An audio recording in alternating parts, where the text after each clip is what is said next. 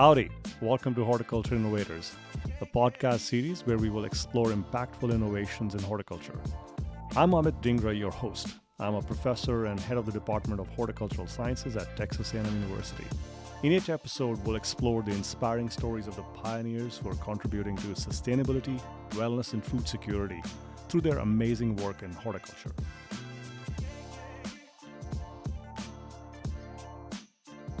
Howdy! Welcome to Horticulture Innovators. And today we are going to speak to Dr. Andreea Botezatu. She's going to talk about one of the oldest products of horticulture, wine. Yes, indeed, wine. Well, as far as we know, wine has been around for a very long time. There's archaeological evidence and historical evidence dating back 8,000 years about wine production in an organized fashion. Wow. But I'm sure wine existed long before that. So 8,000 years ago, we know wine was being made in wineries in Georgia and Armenia. Georgia, the country, and yes. Armenia, the country. We know that. But the fact that they already had the technology, the fermentation vessels, the setup indicates that.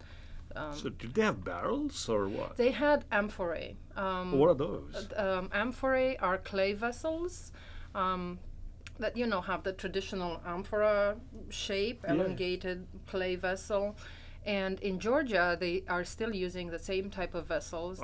Those vases, or are they so small? Or well, they used to be smaller. Okay, now they're bigger as their confidence grew in winemaking. They felt more at ease with producing bigger volumes. So now these amphorae type vessels, they're called qvevri in Georgia.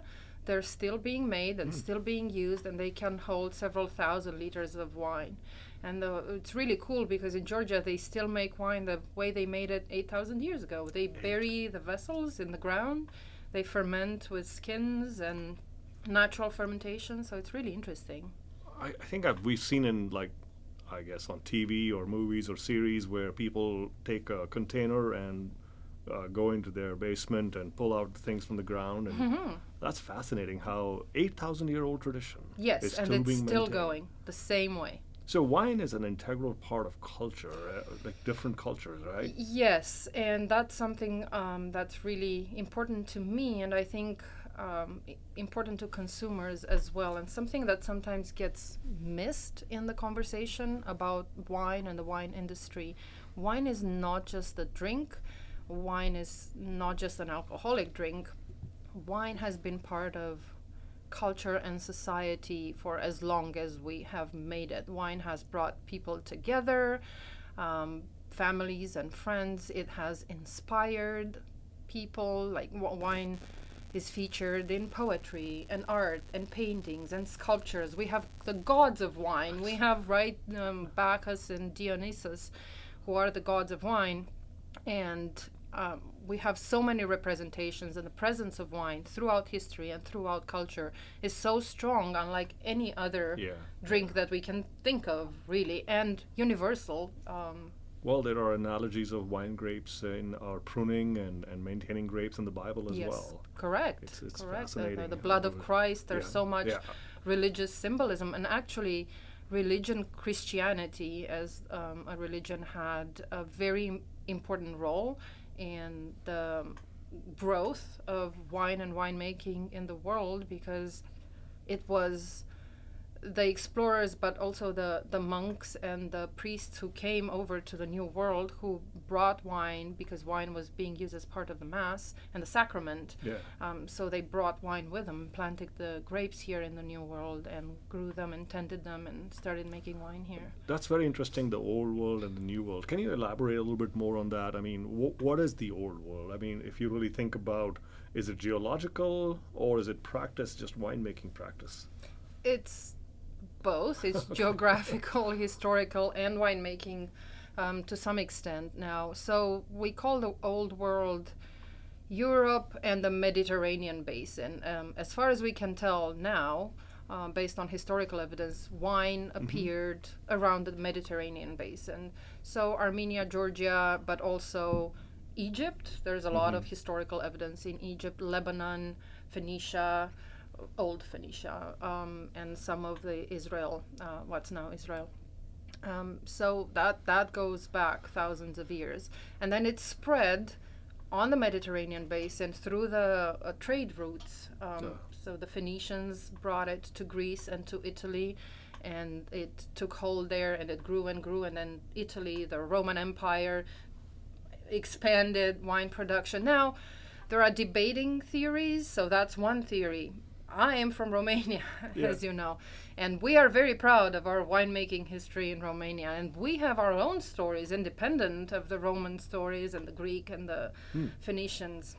And our stories go back about 4,000 to 5,000 years, so maybe not as long as the original ones, the OGs, but we still have stories about wine being made in Romania, good wine being made in Romania, and we even have a story about a king, Dacian, that was before the Romans came to our country. So a Dacian king who decided to pull out all the vineyards because either A, first theory, the soldiers were constantly drunk and didn't feel like fighting, or B, the second theory, which I like better, is that our wine was so good that people keep invading us to come get it. So I'll go with the second one. Wow, that's fascinating how history, culture are so intertwined with this tradition of wine. And I think if you look around the world, no matter which subcontinent you're on, just like music emerged independently to some extent, we came up with the same 7 notes, if you will. I think wine is also a universal language. And people have, all regions do have grapes of their kind, and people have been able to utilize. But it kind of goes beyond just grapes. There are other fruit crops. And, the region you're talking about in the sort of the Middle Eastern region where it all emerged, that was the cradle of the human civilization where apples come from that region, pears, all the good things. That's kind of truly called the cradle of civilization to some extent. You mentioned Romania, so I just want to go back a little bit. How did Dr. Botezatu reach Texas A&M University from Romania? If you would like to share with us, where did you grow up, and when did wine start featuring, or study of enology started, or wine science, as they call it, came about to be? Wine featured in my life since I was a child. So let's start with that. Grew up in Romania, as I mentioned, and my grandfather, on my father's side, used to have a little vineyard. Now, in Romania, grapes just grow. They grow so well naturally, and the grapes from Vitis vinifera, which makes the more famous, better known wines around the world. And so I grew up with that little vineyard in the backyard, and every year during fall, when I was 6, 7, 8, I could handle a little bit of work. I would help my grandfather pick the grapes from the vineyard, and it was just such a fun thing for me to do. I really enjoyed it. So we would pick the grapes, and then we would take them to the back, and where his winemaking setup was, and I would watch him crush the grapes and put them in this big wooden vat that was always there, that he had previously cleaned and prepared with the hot water, and he would ferment the grapes, and he would make the wine, and then he would bottle it, and it was always a presence in our life. It was there. And then he would make the second round wine, which I'm going to talk about in a minute as well. And so I was exposed to that from a very early age, and I enjoyed it. It was something fun for me. So you liked the winemaking part, but the grapes part were also an interesting part for you. It was just fun picking the grapes. You get to eat a little, and you're outside, and there are bees buzzing and butterflies, and it was just fun. I think it's important to just point out that people forget that wine just doesn't happen. It needs very good grape production. Actually, you mentioned that they just grow. Is there a lot of irrigation required? No, not really. Not in Romania, and as far as I know, not in Europe. Very little irrigation required. That's one thing I noticed. We've been part of this. We've been observers with the International Organization of Wine and Wine, and we've had a chance to interact with our colleagues around the world. And I think, is the old world wine primarily rain-fed or no irrigation? Yes, that's correct. If I'm not mistaken, there was a time when irrigation was actually forbidden in vineyards, so you're not allowed to irrigate. Vines do better with a little bit of water stress. Now, we don't need full-on drought, but a little bit of water stress encourages the plants to produce all those anti-stress compounds that we really want in our grapes and wine. How does that, before I go to ask this question, you were telling me about your grandfather doing a second wine product. What is that? Yeah. Okay, so this is really cool. And it's cool because this type of wine is coming back into fashion and into focus, and I'm really happy about that. So yes, when I was little, I remember my grandfather, after pressing and fermenting the wine, he used to make red wine, so that's my experience, not wine. But he would crush the grapes, ferment the wine, and then he would have this pomace. So what's left over from the fermentation, the skins and the pulp and the seeds that had gone through one fermentation already, where he would take these and he would add water and some sugar to it and re-ferment. Oh, okay. So this was called, in Romania, as I remember it, second round wine. Okay. And this produced a really light, low alcohol wine. Yeah. Excuse me. That was, for everyday use, maybe when you're out in the field, working the field, because it's not high in alcohol, it wouldn't, affect you as much. It was very refreshing, very light, fruity, easy to drink. So I remember growing up doing that and making that. So low alcohol wine was already in fashion. Right, it was.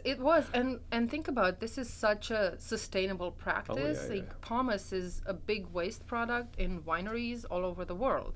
A lot of it gets thrown away. Well, why not reuse it and make this product that it's sustainable and also low alcohol and really easy to drink? And it's a product that's appealing to the younger audiences, younger consumers, because it's no fuss. It doesn't require a lot of sophistication. Sophistication, and prestige. It doesn't come with a lecture. It doesn't come with, So they appreciate that. It's easy to drink. It's very accessible. It's usually, it's very accessible. It's sold in cans. It's sold in beer bottles with a cap. You can take it on a picnic. Yeah. So actually, that's a very important point you just made, and I think two parts you mentioned. One is the low alcohol. We'll come to that, but sustainability. That's kind of our department's mission statewide is sustainability, wellness, and food security. And part of our under the sustainability umbrella, we're really looking at how do we positively impact the economy of the state, and especially this practice of using the second round of fermentation could add value to our industry right here. Is this practice happening in the United States? Do you know that? It is starting to happen. So I just want to mention the name of this style of wine because this is what it's now marketed under. It's called Piquette. Piquette wine. And this comes from French. Piquer means to prickle, and that's based on the the liveliness of the wine, the acidity of the wine, and because sometimes this wine is also bottled with a little bit of carbonation. It kind of fizzes. It's hence the name Piquette. So with that being said, yes, I'm beginning to see interest in this type of wine. I know it's being made in the United States. I don't think it's being made in Texas. And I just delivered a talk at the Gulf Coast Grower Association, I think a few days ago, and I talked about this, and there's so much interest in this topic. Well, you're not throwing away stuff, and actually you can derive value. You can actually go to a different market sector, and it doesn't mean it's only for the the current generation that is looking at lower alcohol, or I don't know. There's a lot of word about that, but when we look around, I don't see the evidence, but I probably don't roll with that type of sort of crowd right now. But have you talked about this?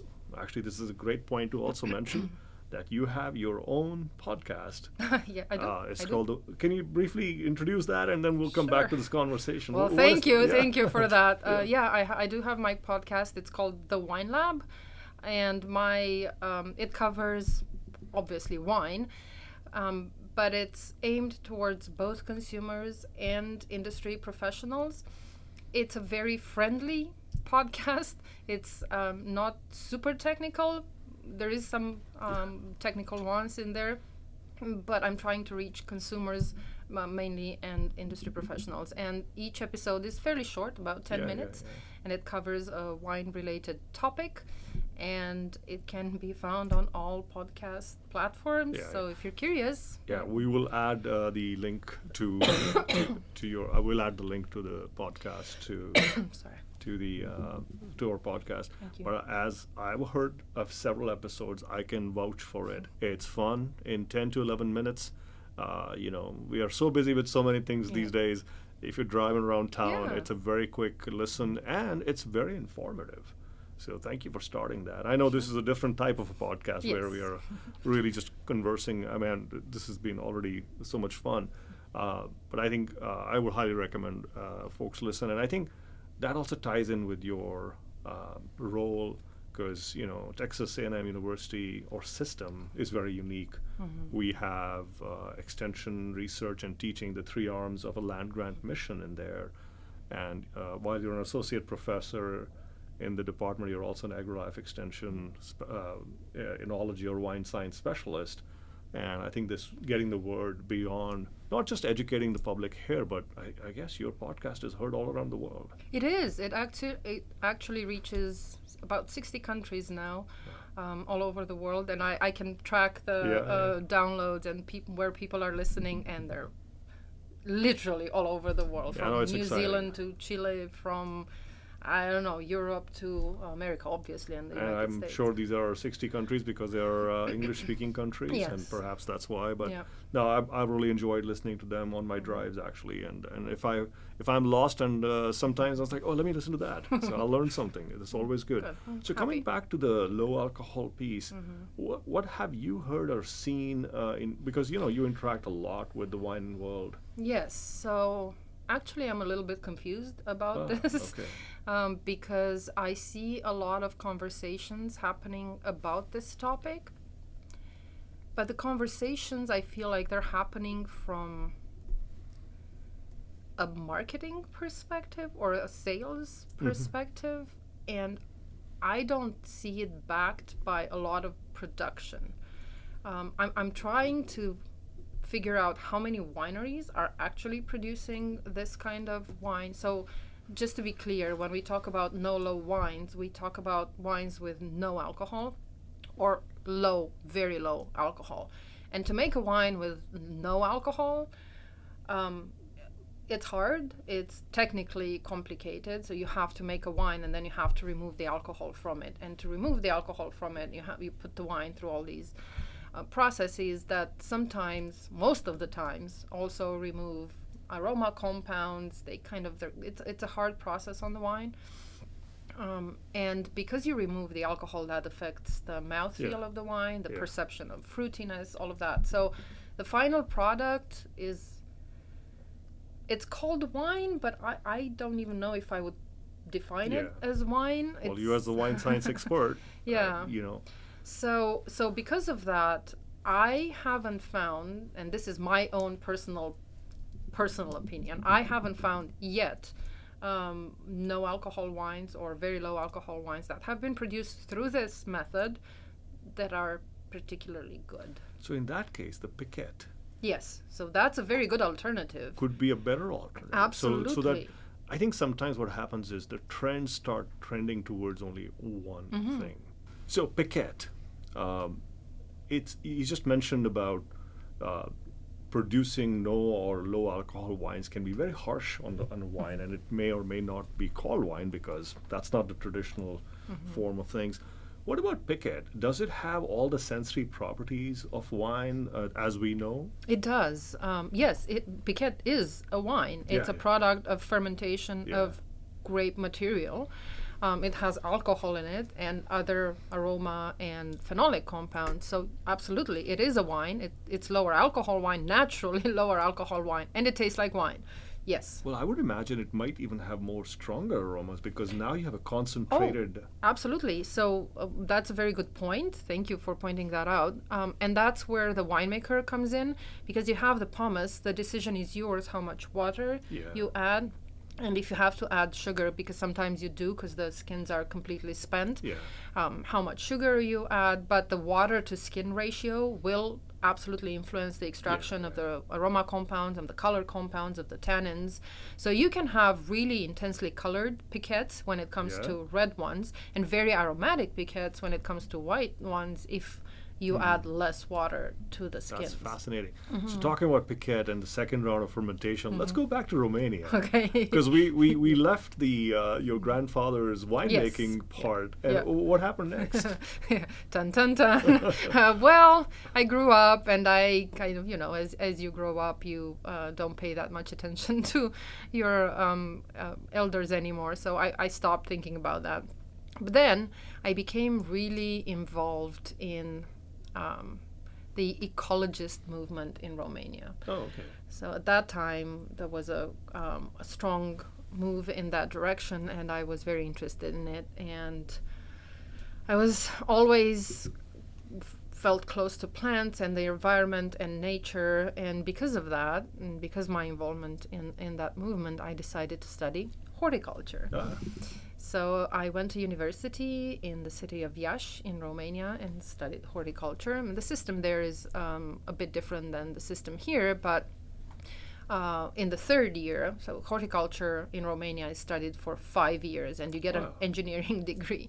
So I was in the third year, you kind of decide the direction you want to specialize in. Okay.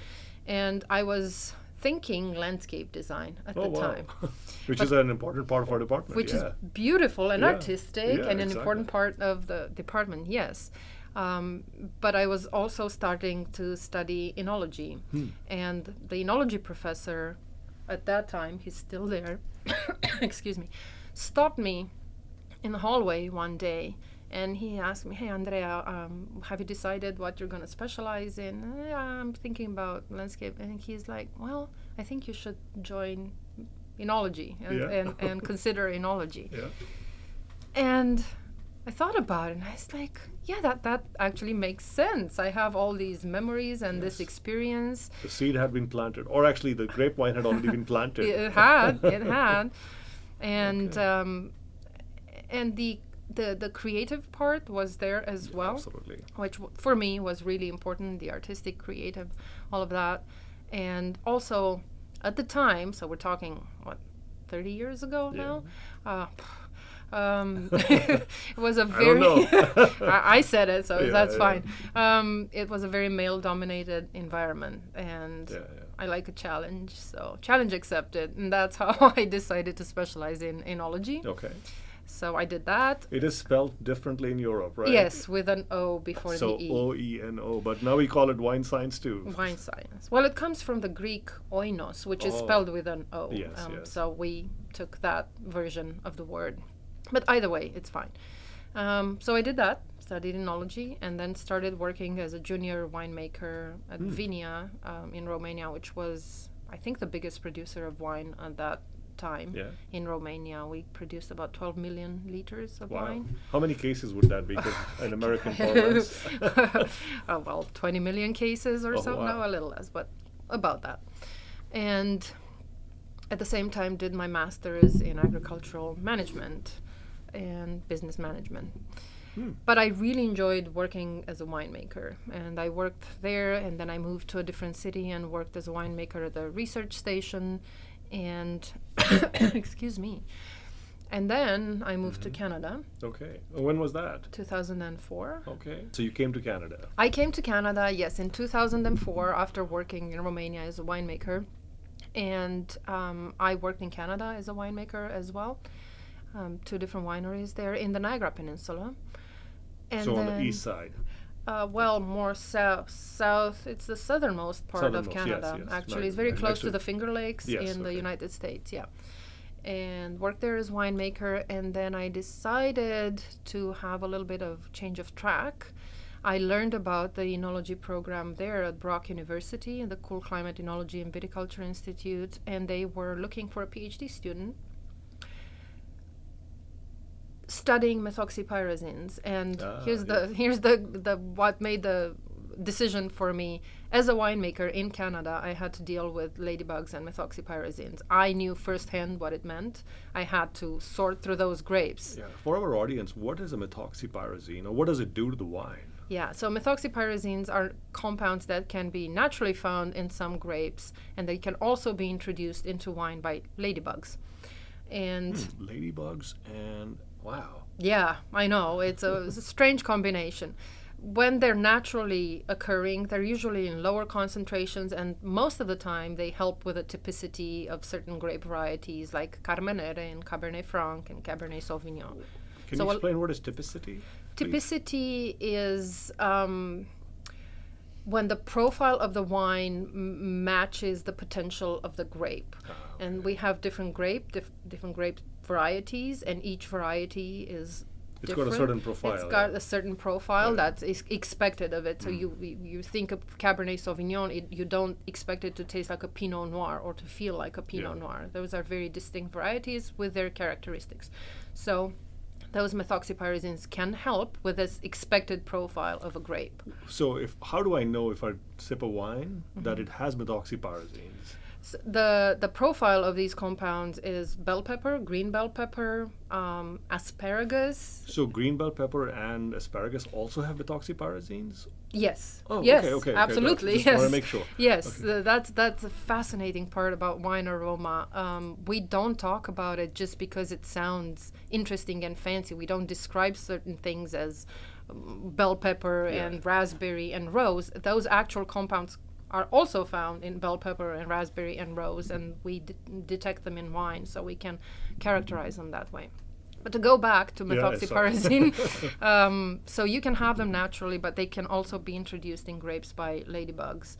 And the ratio is slightly different there. I'm not going to go into details. I'm not going to look at asparagus the same way now. Ladybugs. Yeah. Ladybugs, yeah. So if there are two species of ladybugs that can cause that, and if you find those in the vineyard, then you potentially have a problem. They're very hard to get rid of, and there's no treatment on the wine that can completely get rid of these methoxypyrazines. Yeah. So because I had experience as a winemaker with those beasts, the little ladybugs, I knew what the problem was, and I felt that I could perhaps contribute and help through my research. So you characterize that as a problem. So methoxypyrazines are undesirable in wine? At high levels they are, and especially when they're introduced by ladybugs, the ratio, like I mentioned, between the different types of methoxypyrazine in the wine is different. Because Cab Sauv and Cab Franc are supposed to have some methoxypyrazine as part of the typicity. Is that correct? Yes, correct. To some level. Yes, but what's the expression?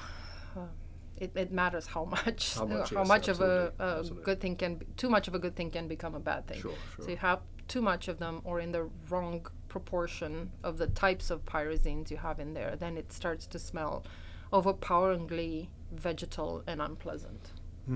So you talked about, so this is your PhD now you're starting, so we've come all the way from Romania to Canada and now you're doing your PhD. So how did that proceed and what kind of varietals did you work with? I didn't work with any particular varieties. I looked at ladybugs, actually. Oh, okay. So because the ladybugs were the problem, introducing unwanted methoxypyrazines in grapes, and we had them in our vineyards in Canada, the ladybugs. So my research was focused on figuring out which species of ladybug contributes, if they're all the same or not. Yeah. And as I mentioned, we identified two species, and also at remedial options. How can we get rid of these methoxypyrazines in wine? So I looked at different ways of doing that, and also on the sensory side, I discovered that there's a fourth methoxypyrazine that wasn't previously known to be present in wine. And there was not much known about it and its contribution to the sensory impact on wines. So I studied the sensory aspects of that particular methoxypyrazine. So talking about sensory, you also have training as a sensory scientist. Can you Yes. elaborate that? Of course, wine, you got to taste and smell, and but you use chemical approaches for that. We use very structured approaches for that. So Yeah. yes, in sensory science is a lot more than tasting or smelling wine. It's an actual science with actual scientific methods that have been developed.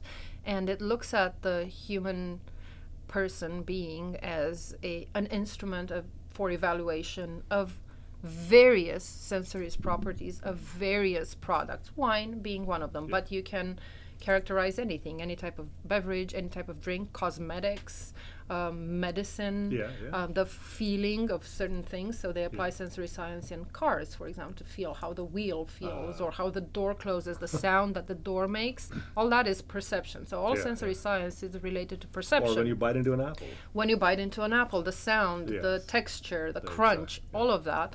Anything that has to do with human perception and how that influences decisions and pleasure or rejection of a product, that sensory science does that. So can you, me, and Madison, who's behind the camera here, taste the same things in a wine? We can probably taste the same things, but we cannot necessarily smell the same things in the same way.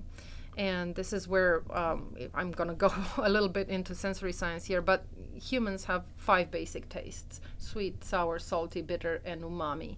And we're fairly similar in how we perceive these tastes. There are some differences, but they're not very big.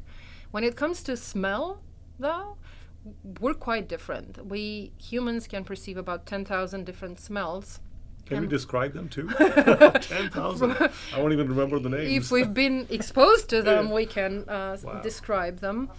But we're much more sensitive when it comes to smell than we are to taste. It's an evolutionary, survival tactic to be able to smell things from far away when we identify food or a danger. Anyway, to come back to differences, we are quite different in how we perceive smells, and the differences can be orders of magnitude high. And that brings me back to the research that I did, that compound, DMMP. I had to figure out what the detection threshold for that compound was in wine. And for that, you need to bring subjects and people in and to figure out what's the detection threshold where they can detect it. And I saw with my own eyes the 100-fold differences in the sensitivity in perception between people for that particular. So there are some average people, some are below average, and some are super smellers. Yes. Or super tasters, I guess. Super tasters. Well, so again, these are slightly different things. But yes, there are super smellers. The thing is, you can't generalize. You may be very acute at tasting one or smelling one thing, but not another. So you can say overall, I'm better at overall smelling. When it comes to taste, though, and super tasters, there are differences in physiology and genetic differences. So physiologically, some people have more taste buds and papillae than others, so that will increase the sensitivity to what we can taste. And genetically, some people are better able to taste bitter compounds. And there's a test, the prop test, that can... Well, I've heard through the grapevine you are a super taster. I don't know if it's a blessing or a curse, honestly, because some things can be really intensely... overwhelming, I guess. Overwhelming, when it comes to taste. But I guess, again, we self-select people who like food and who are interested in wine because we have this sensitivity and can perceive things a little bit more intensely. Well, I've been in some wine tastings, and I do some of myself as well, where depending on what you consume before you take a sip, you can completely alter the perception. Oh, absolutely. As well. Absolutely. But that's a whole other conversation. So now you're in Canada and you're doing your PhD now. And what came next after that? And did you join another winery over there afterwards? No, afterwards, no. I did my postdoc. I was very lucky to have a fantastic supervisor there, and I stayed on for the postdoc. I basically continued the research that I started with my PhD. And then once that was done, I started looking for an academic position, and that's where you came here about, what is that, 9 years ago, I guess? 9 years ago, yeah. Wow. So this is great, Texas. The emerging area for, I guess, the fastest growing area for wine in the world today, because we're in the new world. So, So again, going back to this old versus new world, could you elaborate a little bit on practices and what might one experience? So if I said to a complete layperson, here's an old world wine and here's a new world wine, what's the difference? Yeah. Great question. So just to clarify, I talked about the old world, Europe and the Middle East and the Mediterranean basin. Once the Americas were discovered, wine traveled from Europe to the Americas, and then from Europe to Asia as well, and Africa. And all those new regions of the world that received the grapes and started making wine are considered the New World. In terms of differences, there are differences. There are differences in philosophy, like winemaking approach. The Old World tends to be more focused on tradition because they have been doing it for thousands of years before it reached the New World. They came to some conclusions about what works, what's best, what grapes grow best in what regions, what are the practices that lead to the best quality wines. And so they tend to stick to those, and they are much more reluctant to do interventions on the wine. So no sugar adding, not too much manipulation, expressing the grape, expressing the terroir as much as possible, the sense of place where the grapes grew, where they come from.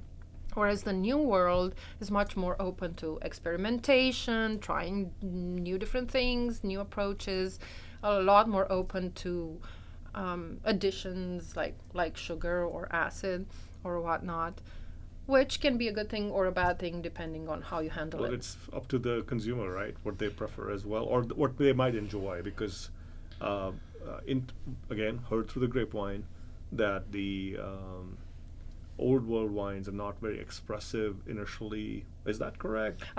Yes. Well, Is it that a depends on myth? how you look at it. But is that a myth? Because they say, well, the old world wines are more like subdued, and the new world wines are very expressive in their nose and palate.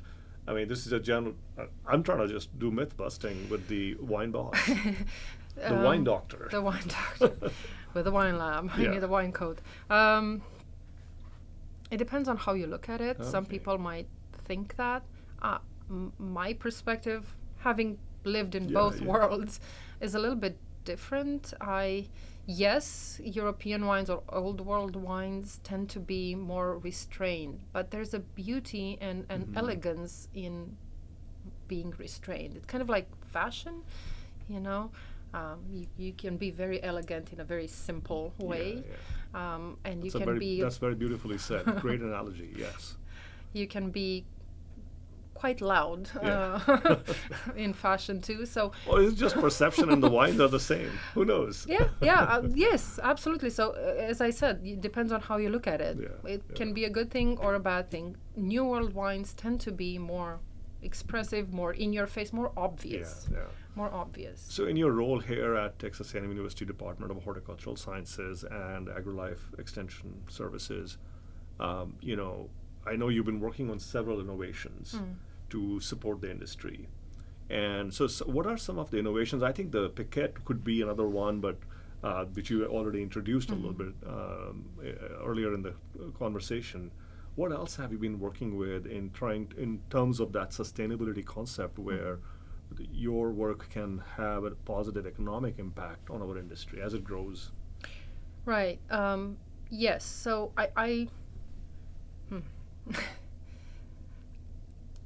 innovation, yes, but at the same time, it's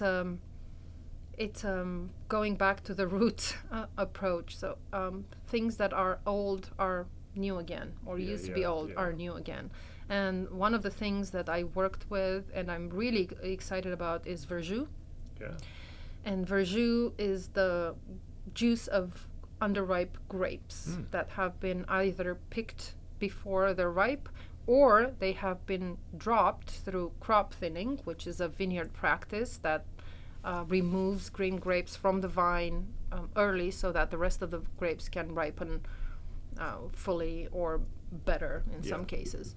But that's up for debate. That's a different conversation. Anyways, you take these green grapes that are usually waste when you drop them in the vineyard, and you press them, and you produce green grape juice, also known as verjus, from the French ver jus, which is green juice. We have one of those bottles from your lab that you my produced lab, here as well. It's So how can one use? So it says white verjuice. Yes. Do you have a red one too? I haven't made a red wine yet, but you certainly can make it.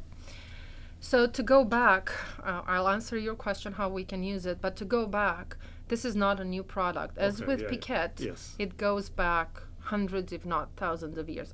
I grew up with it in Romania. Yeah. But we didn't use it. How many hundred years ago was it? I'm a witch. 350. No. No, I'm a vampire. Sorry, I'm from Romania, so I'm a vampire. We'll remove the witch part. We'll just keep the vampire part. Yeah, I'm slightly immortal, only slightly. Anyway, I grew up with it, but we used it for food. Yeah. But again, my grandparents used to make it, collect the green grapes. That could be an additional product for the wineries to sell, right? It totally is. So again, going back, not just Romania, but to the Middle East, they still have it, they still make it, and they still use it in their cooking practices. Oh, wow. And also historically it has been used for its health-related properties, and there are studies out there looking at verjus and how it relates to human health. Some studies, some are done in animal models, but all those studies show the positive effects of verjus on health. So that's an important factor, right? Because we're taking a waste product and we're transforming it into a value-added product that's good for you. If you use it as verjus, or you add it in cooking or salads. Very popular in cocktail and mixology right now. Oh. It's being used in bars to mix because it has acidity. Yeah. But on top of acidity, it always also has aromas and flavors that come from the grapes, right? And other secondary metabolites made, which probably impart the healthful aspects. Absolutely. So there's a lot of interest for verjus as a standalone product.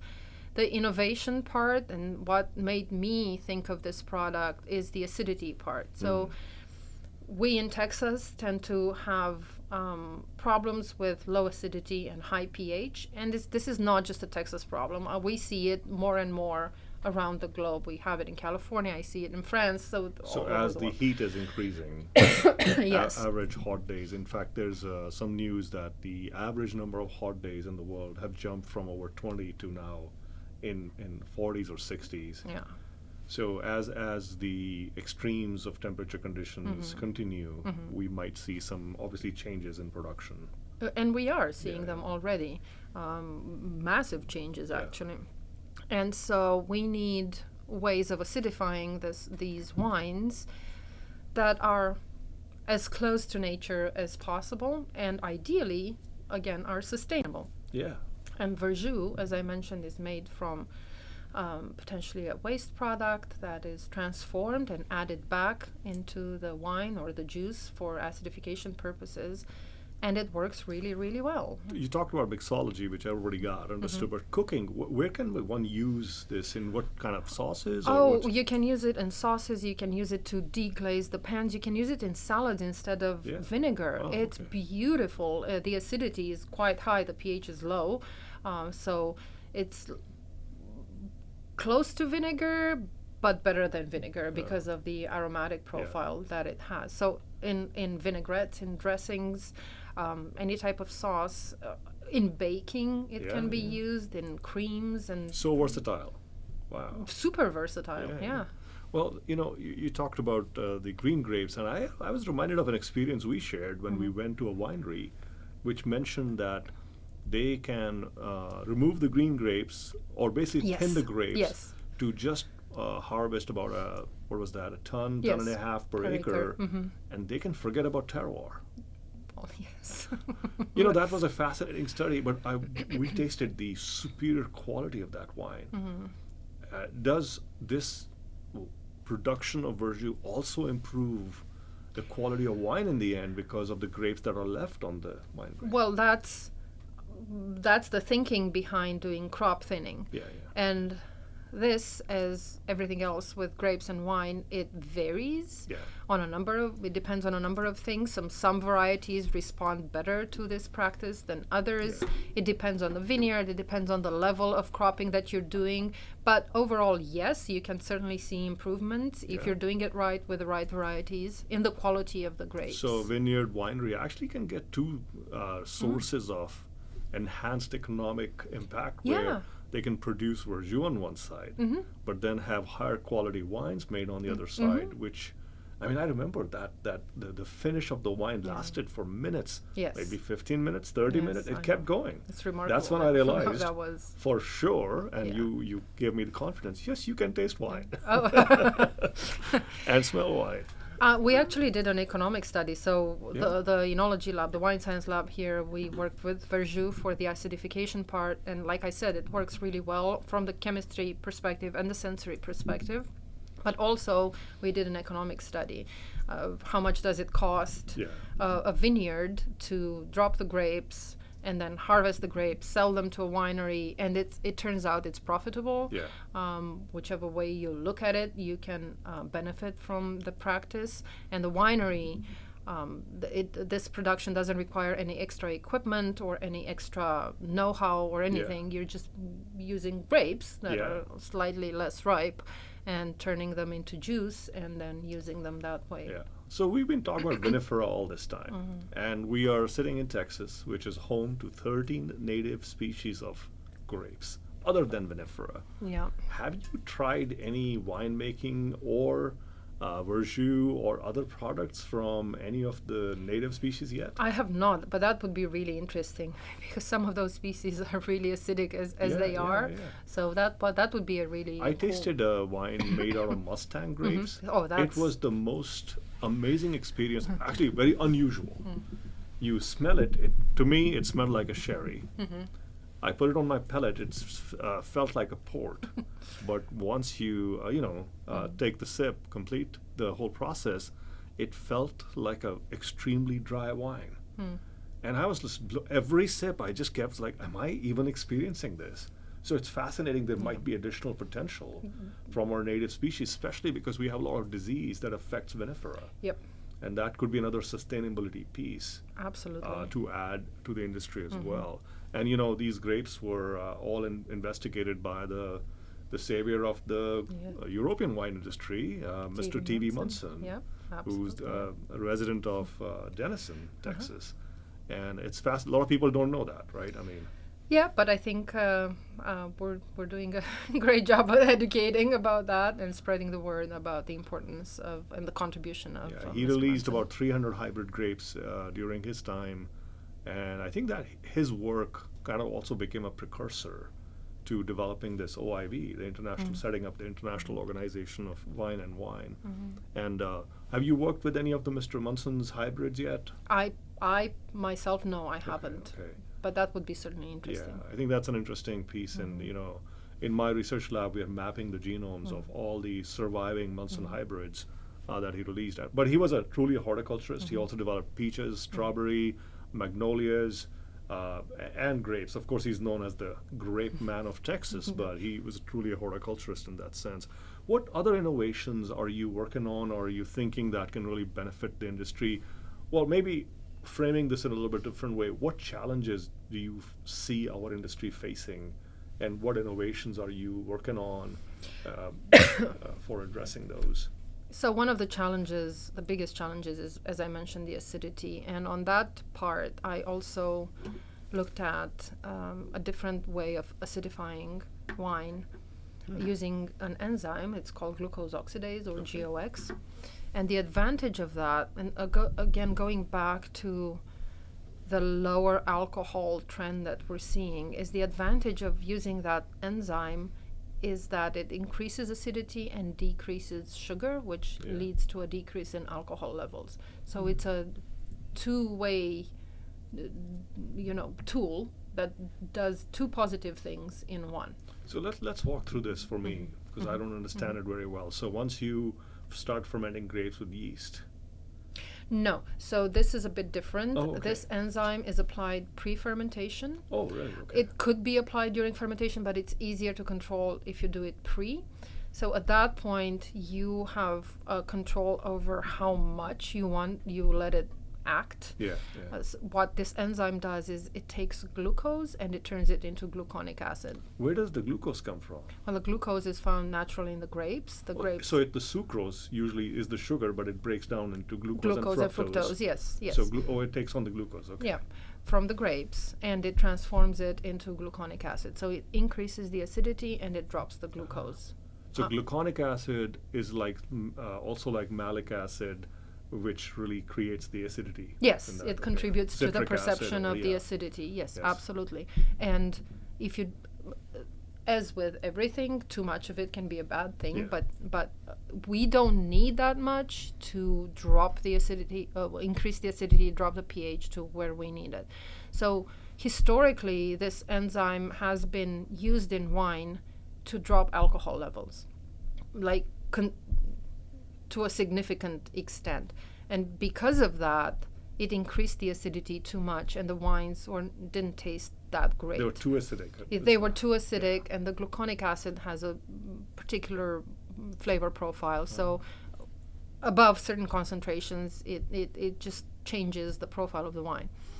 But because my approach was different. I was like, okay, I'm not focusing on alcohol, I'm focusing on acidity. So we only need to produce a little bit of gluconic acid to drop the pH to where we want it. And then that usually decreases the alcohol level by about 1%. Oh, okay. It depends. You can adjust it to where you want it. Just for the audience, because some of the glucose is converted to gluconic acid. That sugar is then not available to be converted into alcohol. Correct. So and that's what drops the alcohol. Yes, okay. yes. Very good note. Yes. So yeast metabolize sugars into alcohol. So the less sugar you have to metabolize, the less alcohol you're going to produce. So because we're taking away some of the sugars and turning them into acids with this enzyme, then the wine will have lower alcohol. So it doesn't really impact alcohol that much, but it does improve the quality if you have the better acidity. Because at the end of the day, as they say, any fruits we eat, wine, there has to be a balance between, in this particular case, acidity and alcohol. But in fruits, it's acidity and sugars. Sugar, yep. You know. Yeah, it improves the flavor profile of the wine, but it also improves, and this is very important, the stability of the wine, the microbial stability, the color potential of the wine. So it really impacts wine quality in different ways. Yeah. That's fascinating. So as you have seen the industry grow, like we've become one of the top 5 wine producing states. In the United States, but we are number 2 in terms of economic impact. It's $24.3 billion every year. Yep. It's massive. Our Hill Country region is the second most visited region after Napa Valley. Is this the new place for wine? I mean, we are. What's a key varietal for or? You know, let me rephrase the question, because if you go to California, it's Cab Sauv and Sauvignon Blanc. I know they grow other varietals, but they are primarily known for those two. And that model has been talked about for Texas, but I hear, through the grapevine that we are very unique. Do we need to have those 2 varietals? We absolutely don't need to have those particular varieties. And Texas, we have to remember, is a very big state. It is bigger than France. Yes. It is bigger than France. And in France, there are, how many different regions do we talk about in France, each with their own specificity, their own varieties, their own wines. So I think it would help if we thought of Texas the same way. We have the Hill Country, we have the Texas High Plains, we have the Gulf Coast, we have the northern region, Texoma, yeah. And now we're starting to look into the far west, and that looks very promising as well. So I think we shouldn't generalize, and for certain, those 2 varieties are not necessarily the representatives for Texas. We as a state and the regions within the state need to find their own varieties that speak best when planted and grown in Texas. And we have some very solid candidates. I don't know if you want me to mention them or not, but certainly please. I think Tanat for the red wines is a great wine. I love the Sagrantino. The Sagrantino, I was going to say, Sagrantino has immense potential. I would love to see it planted more widely in Texas. The wines are fantastic. Tempranillo, for a while there was the dominating variety for reds. I think there's a little bit of a moving away from that, at least in certain regions, but it still has great potential. Mourvedre, another variety that does really well for reds. And then for whites, my very favorite in Texas is Picpoul Blanc. Again, pic, we go back to French, and piquet, that bites, that stings. And that comes from the acidity of the wine, which in France is too high. That's why they use it for blending. But here in Texas, it's just perfect. It's a beautiful, beautiful white wine. Well, Albarino, Vermentinos we have that are great. So how many varietals do we grow in state of Texas? Do you know? I don't know, but a lot. I don't know. I hear through the grapevine, over 70 different varietals, depending on the region. But that's fascinating. We have some hybrids too. I mean, especially we've got Blanc du Bois, which is a... We do, and Blanc du Bois is a lovely grape hybrid. It is a hybrid, but it does really well in Texas, and it's so versatile. So many different styles of wine that you can make with it, and they're all great. So what future innovations do you foresee that would be needed or could really help the industry, our growers, our winemakers here, and kind of, I would say, reach the world in its providing best quality wines to the world? Well, first of all, and we're already doing this, identifying the varieties that do best here and have the potential to express the Texas place best, and then finding the right approach to making wines out of them. I think we need to shift a little bit the focus from the higher level of alcohols that we've been seeing, like 15-16%, to a little bit less, and I'm talking about natural ways, so not necessarily focusing on bricks that much, and on alcohol level peaking maybe a little bit earlier, making naturally lower it might help the acidity as well, right? It absolutely. There's some trouble there with phenolic ripeness, but everything can be managed. So shifting a little bit the attitude towards, I mean,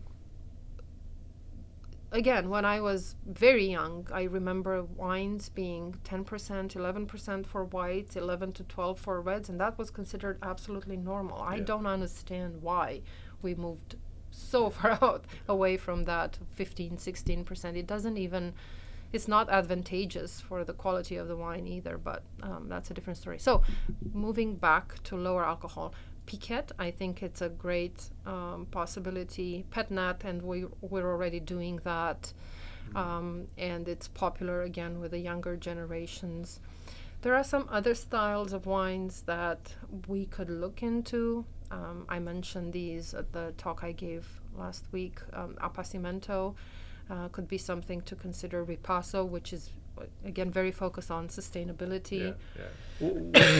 What do these wines indicate? I mean, just for the audience, what do they mean? Or should they listen to your podcast? Listen to the podcast, but briefly, Appassimento is picking the grapes and drying them before dehydrating them on mats, usually, and then processing them into wine. And Ripasso is a very cool technique.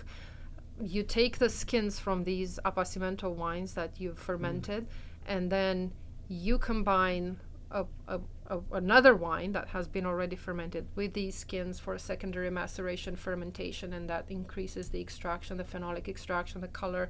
That could be really advantageous in Texas. So, I mean, we basically are ripe for innovation. We are so ripe for because innovation. Because an industry that is growing, and 1,000 people are moving to Texas every day.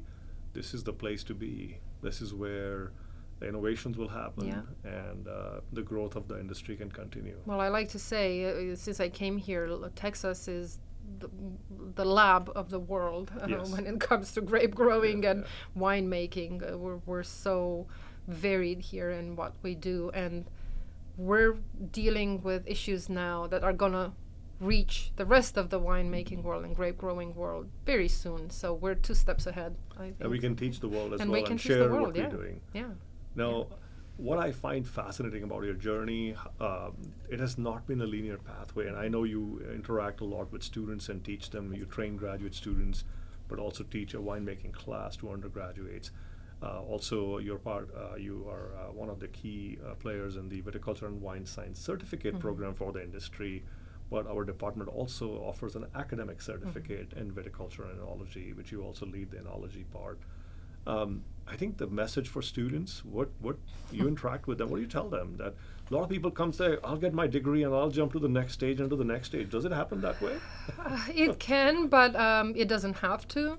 And I think it really helps if you're flexible and keep your mind open to the possibilities and stay curious and explore other options and talk to people about other options and interact with various industries and various directions. So it doesn't have to be linear.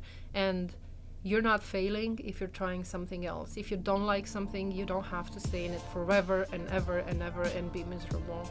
You can shift gears and shift directions and find your happy place and be very successful in what you're doing. So don't stress out too much.